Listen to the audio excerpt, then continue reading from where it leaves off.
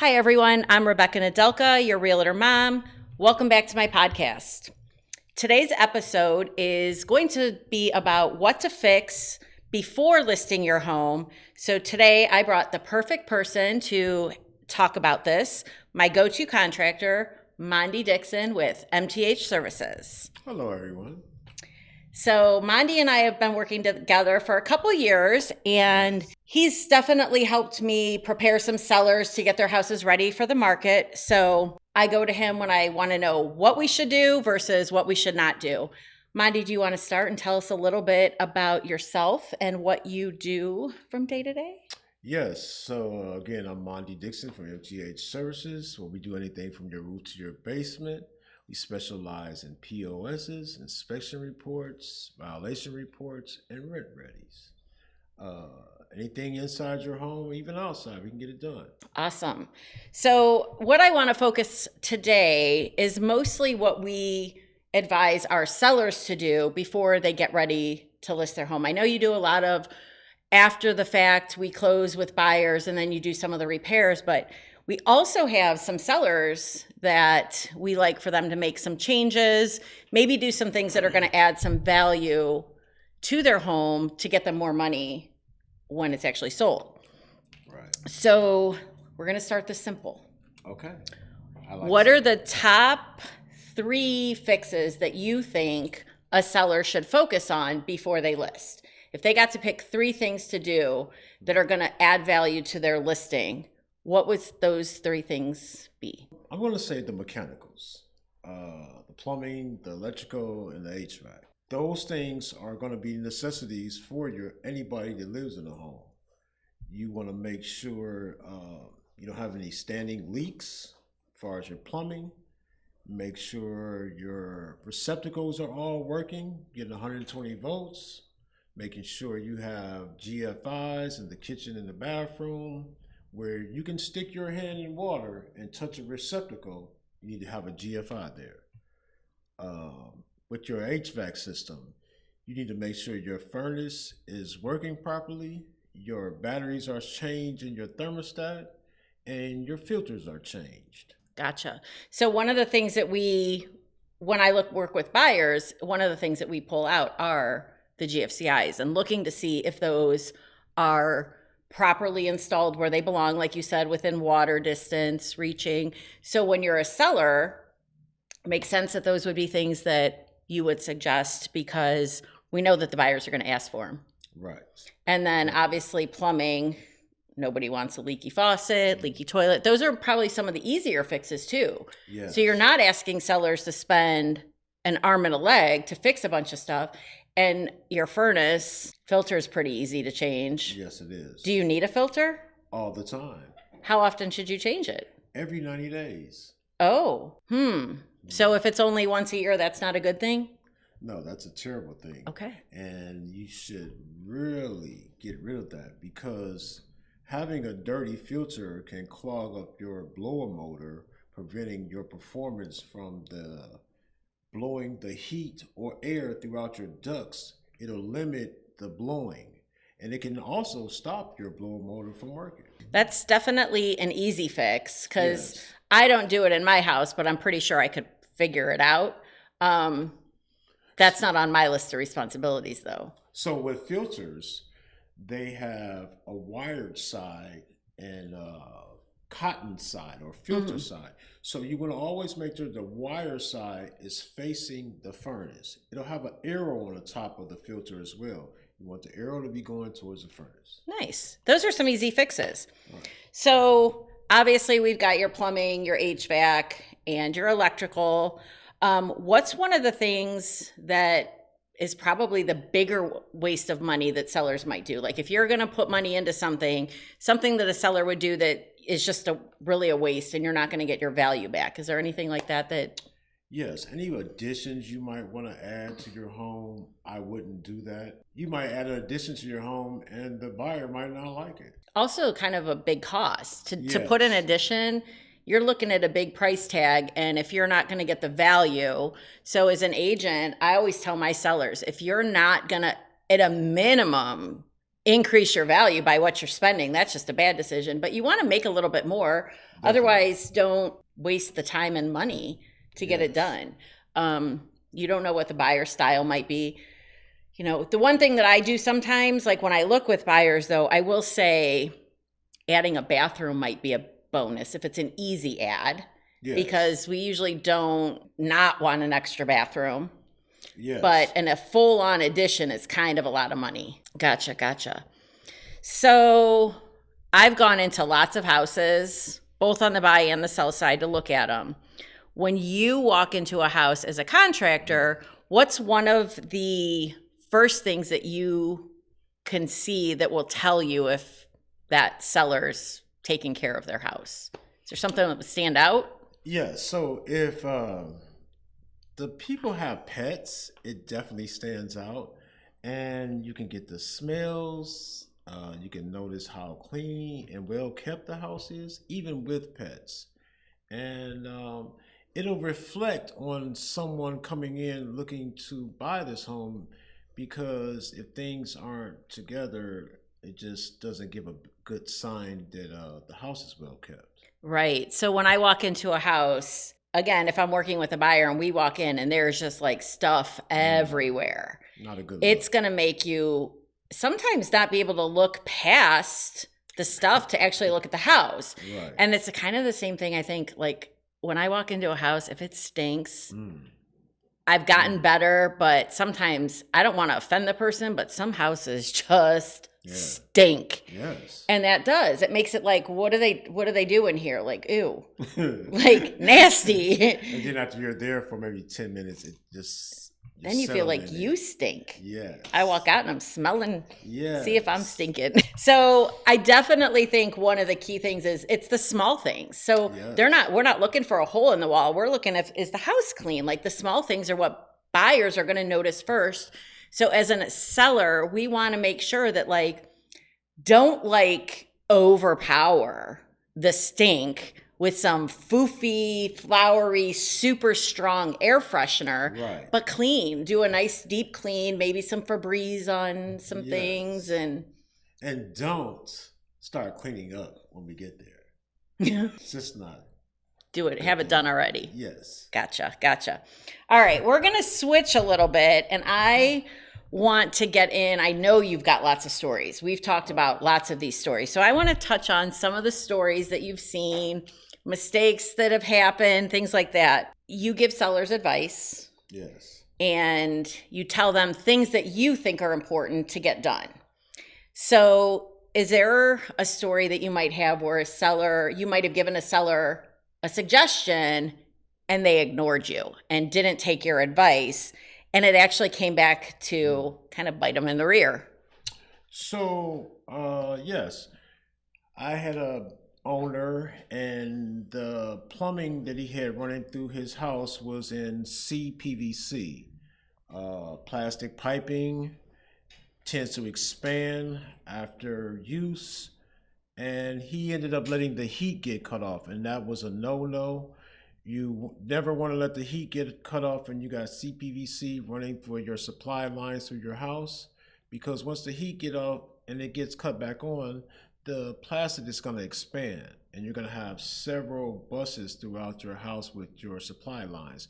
And he didn't listen, and he suffered a hefty bill for running new supply lines through his house. Right. Because obviously here in Ohio, in the winter, it gets cold. So you've got those plastic pipes. You shut your heat off because you don't want to spend the money. And then your pipes freeze and burst, and it's a mess. And that cost goes from a minimal bill to keep your house heated. And I'm not even talking like 70-degree heat. I'm talking keep it at least in the 50s. Well, at least 62. So he didn't want to keep it heated. Right. So he then has a big couple $1,000-ish probably dollars for that. Then whatever it damaged, you've got to replace that. Yes. So if you're going to shut off your heat, you should probably winterize in Ohio. Yes, definitely. It's always good to winterize, especially if you're not going to be staying there. A lot of investment properties will get winterized. So that's something to be very aware of here in Ohio, at least. I'm currently doing some of those right now. Winterizing? Yes. Very cool, very cool. You fixed a pipe burst for me for one of my investment properties. The whole basement was soaking wet because the house was winterized by the property management company. Come to find out, it wasn't really winterized, and Mandy came to the rescue and got that taken care of after we waited for the city to shut the water off at the street. Yes. Yeah, that was a rough one. Yes, it was. So on the flip of that, there's been repairs that you've suggested, and somebody may have taken your advice that helped the home sell super fast or at a higher price. Those are the ones that I like. Yes. So like if you have some dated appliances in your home, your furnace, your water heater, if possible, it would really help if you could get those up to date with new systems. It'll definitely show your foundation is more secure, like your roof. Roof repairs or replacements are always good because you can get a 25, 30-year, 50-year warranty on your shingles. And that helps for the buyers to know that their house won't be leaking anytime soon. Just good investments. Right. So those are some of the things that when I work with buyers, a seller will say, oh, I don't know if I want to spend the money, but realistically, when a buyer comes in and buys a house, they're putting most of their capital that they have to their down payment and to the cost to buy the home. They might not have a lot of cash left that they're going to be able to then go out and spend $5,000, $10,000 for a new furnace, $1,200, $1,500 on a new hot water tank. So if you know hot water tank is old and bad, you might be better off, and it might cost you $1,200 to put it in, might gain you $2,500 on the price because now they don't have to worry about it. A furnace might cost you $5,000. It might be the difference of an offer versus not. I know Definitely. One of the things that we always look at is those are the main questions we get. How old's the roof? How old's the furnace? How old's the AC? And how old are the windows? Yes. So buyers are very aware of those things. So I would agree with you that if a seller's looking, if their furnace is really old, or if it's older, maintenance. Yes. Have your HVAC person record on the sticker that they put on your furnace that says you've had the maintenance on these dates. I am more apt to tell a buyer looking at a house with an old furnace, they've at least maintained it. The longevity is going to be there because they've taken care of it. And I'm guilty of we had this conversation. Oof. Every year you should get your furnace service. Every year. Don't miss a year because it's all bad when it's cold outside and your furnace don't work. It's really bad. Unless you're like me and you have hot flashes and always hot. So then I'm okay when my furnace goes out for a little bit. Just kidding. All right. So I got to hit on something funny. We've talked your stories and stories that you've told me. There's been some that have really made me laugh. So can you give us a funny story, something that surprised you while you've been working on a house that just kind of makes you laugh? Like you shake your head like, how is this happening right now? So let's see.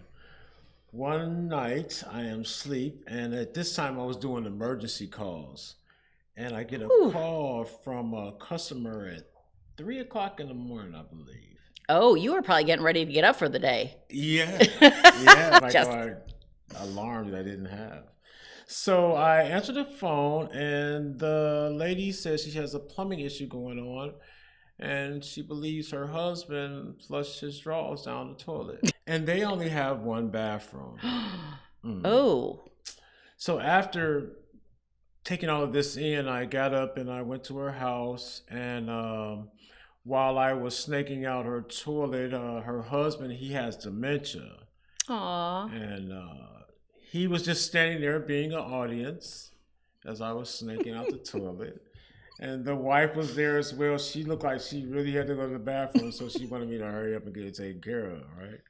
So I got them taken care of, got the drawers pushed through. And they were happy campers, and she needed to use the bathroom. Did you save his drawers? No, I did not. Poor man. Poor lady. I'm not even going to ask any more questions about that. That was a good one, though. Right. I'm not sure what would make somebody want to flush their things down the toilet, but he has to start going on upstairs. Right. Poor guy. Yeah. So moving on, I always like to ask my guests, in your industry, if you could give consumers, sellers, one piece of tough love advice, what might that be?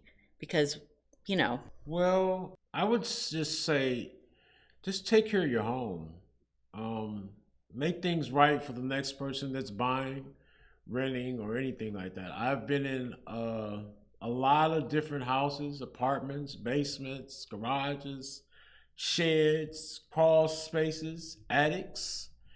And taking care of your home really helps when you come to fix on things in someone's home. Just like if I go replace your faucet or your kitchen faucet, bathroom faucet, I will call prior to my arrival to ask you to take everything from underneath, not knowing that you don't know that I got to get up under there to take the faucet out, because a lot of people don't know that.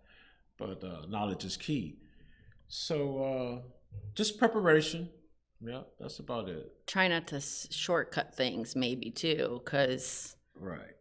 I see a lot of houses where you think the person that's done those repairs, they're a contractor maybe. They know what to do, but they try to shortcut. And it usually ends up coming back to bite them as well, because somewhere along the line, the inspection's done, whatever, it's found. Right. But I actually tried... Not intentionally. I thought I hired, this was before I knew you, for the record. We had a water leak from our shower, and I called a contractor that was referred to me, and now hindsight's 2020. They were going to, my floor in the kitchen buckled, and we had that Bruce hardwood underneath the luxury vinyl tiles, whatever. And it buckled, so it was popping up my floor. And so to shortcut, they're like, well, we'll just cut out this section and put some plywood underneath there and fix it. My floor is still not right. And now it's almost like I have to go back. And I paid him, I want to say it was like $1,000 or something. But I'm going to probably have to go back and like remove a lot of the floor and actually get it fixed. I don't know what we're going to do, because there's like still not right. And it wasn't necessarily my decision to shortcut it, but the contractor shortcutted it. So one, I'll never give him a referral. And I'm thankful that I found Mandy, because I don't have to worry about shortcuts. He's always done a good job. And if sometimes I feel like a contractor comes out and we think it's fixed, but there's something else off, not necessarily the same issue might happen, and they got to come back. It happens. It definitely does. When you start in this business of doing home services for people, try to make your goal to do it right the first time. Absolutely. Plumbing will never let you cheat. If it's some water running where it ain't supposed to, it's going to show up. For sure. And that's kind of like, I feel like this contractor kind of cheated, and now it's going to cost me money, because I don't want him to come back to fix it, because he totally shortcutted. And like, he doesn't get another chance, because I feel like he kind of knew that wasn't going to work, right? But did it anyways. And I mean, I said, tell me what it's going to cost. I'm going to pay you. And I would have rather just said, this is what we need to do, and it costs a little bit more, and had it done right. But are there any DIY projects that might be more easy that a homeowner might be able to tackle on their own? Simple things like that you would. Yeah, I would, change the filters, maybe install some light bulbs if you don't have to climb up to the ceiling. Safety first. And that's about it. Clean your house up. So, I mean, I'm not opposed to a cleaning lady, though. No. I think they got to put $20 an hour, You could do a lot in an hour. So, DIY projects that a homeowner should probably never try. Don't do anything with any mechanicals unless you're certified or you know what you're doing and you've been doing it for a long time, like a long tooth in it. I get that because there's no chance I'm ever going to try electrical. I will say the one thing that I try, and I do it from time to time, and as soon as I start, I immediately regret it, and that's painting. I'm always like, oh, I can paint. Anybody can roll some paint on the walls. And then I'm like 5 minutes in, and I'm miserable. I'm yelling at people, and I want no part of painting. But now I've started, and I have no choice. Right, you're stuck. So that's not a DIY that, unless you love painting, and I get to the point where like I got marks on the ceiling because I'm annoyed and I just want to be done. And so like there's speckles up there and all that. Yeah, you should leave that to the professionals. Right. Yes. Right. So Mandy, you could take care of all those things. I could. Yes. Cool. Definitely. And I have some skilled laborers and people that will do it. So anything from the roof, literally to the basement, you can cover. Yes. And get it done quickly, efficiently, priced right, and done right the first time. Yes, that's what we pride ourselves on. But the first time. If there's something that comes up, you're going to take care of it and make it right. Yes, we always come back if there's a problem. Yeah. All right. Well, Mandy, thank you for being here. Oh. You're always honest and tell them what they need to do. And I know my clients love that about Mandy. And I certainly appreciate it when I'm giving referrals to my clients, because to me, that's important to have strong contractors that I can refer to. And I know the job's going to be done right. So if you're thinking about selling your home and you want to spend a little bit on renovations or figure out what you should do, I definitely recommend calling Mandy with MTH Home Services. And of course, you're going to want to call me, Rebecca Nadelka, your Realtor Mom with eXp Realty. So that's all for today. All right. Thank you. All right.